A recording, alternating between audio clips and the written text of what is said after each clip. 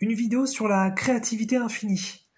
Un concept super sympa qui nous touche tous. Et dont on a pas beaucoup conscience, je crois, aujourd'hui. Mais c'est pas, vous allez voir, c'est pas hyper compliqué.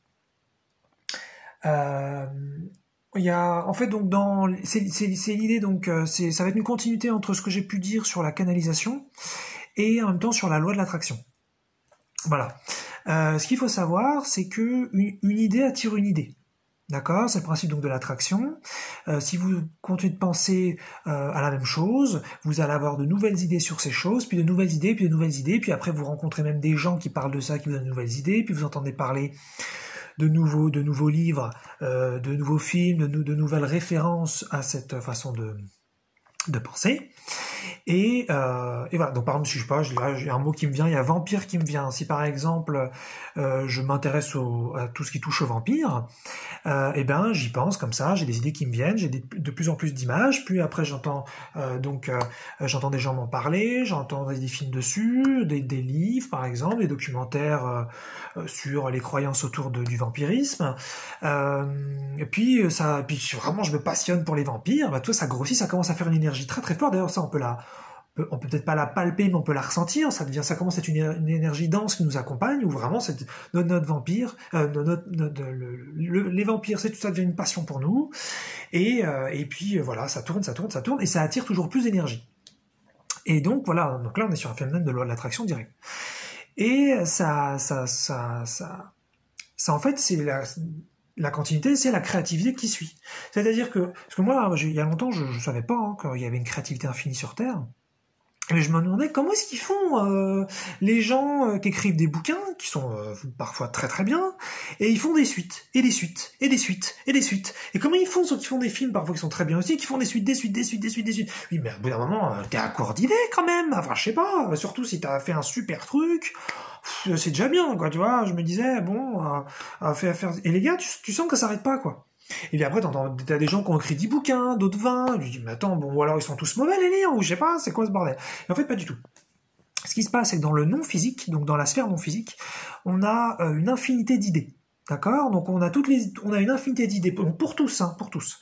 On a une infinité d'idées donc de livres, de films, de musique, je sais pas, de peinture, de tout ce qui peut toucher à l'art, mais aussi ça pourrait être une infinité d'idées politiques, une infinité d'idées pour la médecine. Il y a une infinité dans le non physique.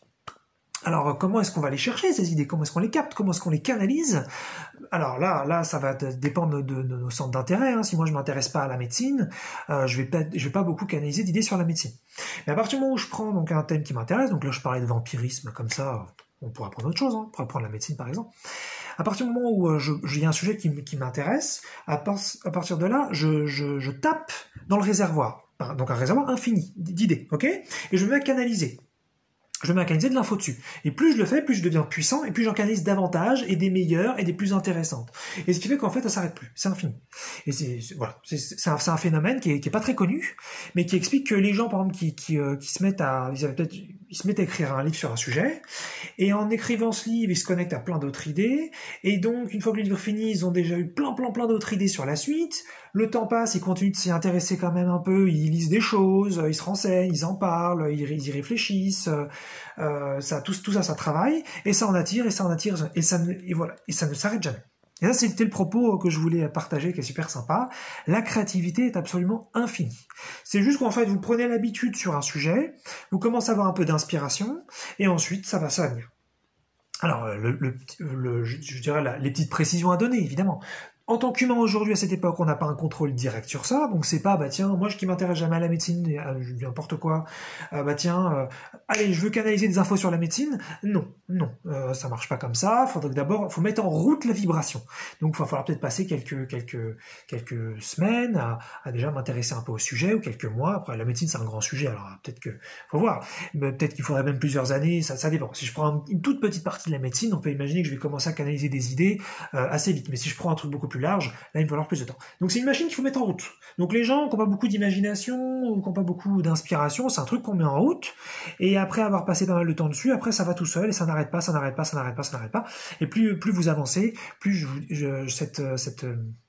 cette créativité, elle devient, voilà, elle se perfectionne. Vous avez des idées qui sont plus pertinentes, plus intéressantes, qui vous plaisent toujours plus, qui sont plus belles, plus vastes, et ça ne s'arrête pas. L'énergie divine, c'est un principe spirituel qu'on retrouve un peu partout. C'est une énergie absolument infinie, et donc il y aura pas de fin.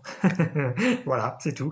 Donc ça explique aussi pourquoi les gens peuvent faire un album de musique, puis un autre, puis un autre, puis un autre, puis un autre. Ils peuvent peindre quelque chose, puis peindre autre chose, puis peindre autre chose, parce qu'ils tapent en fait dans un réservoir qui est absolument infini. Et on peut tous le faire. Il faut juste qu'on s'intéresse donc à un sujet et qu'on prenne l'habitude de s'y intéresser, ça va venir. Donc voilà, donc je veux dire, on n'a pas un contrôle direct dessus. Et puis sinon, autre précision, ça vient quand ça veut aussi. Ça veut dire parfois, vous pouvez être un super écrivain, vous avez déjà écrit peut-être pas mal de bouquins, et puis là, il y a peut-être plusieurs mois, par exemple, où l'inspi vient plus. Donc c'est pas non plus, ça y est, j'ai mis en route le réservoir, maintenant ça va venir tout le temps. Non, parfois faire des pauses, il faut arrêter d'y penser. Il y a pas mal de techniques comme ça, mais qui sont pas encore une fois linéaires. On n'a pas une recette précise et concrète sur Terre pour manifester des choses pour l'attraction, comme je le disais. Et pareil, on va donc dans la même lignée, on n'a pas une recette précise et linéaire pour comment écrire un livre, comment manifester des idées. Non, voilà, c'est un principe toujours un petit peu mystérieux, un petit peu incontrôlable pour les humains aujourd'hui, mais quand même, on peut en faire vraiment quelque chose, peut vous intéresser à un sujet suffisamment longtemps, et ensuite ça va pleuvoir, et vous pourrez enchaîner à l'infini sur du moment que ça vous amuse, parce qu'après on peut en avoir marre d'écrire des bouquins, ou de faire des albums de musique, ou de faire des vidéos, ou de faire tout autre chose. Mais voilà, sur Terre, il y a une créativité absolument infinie, et voilà, on peut faire tout ce qu'on veut en principe, sur tous les sujets.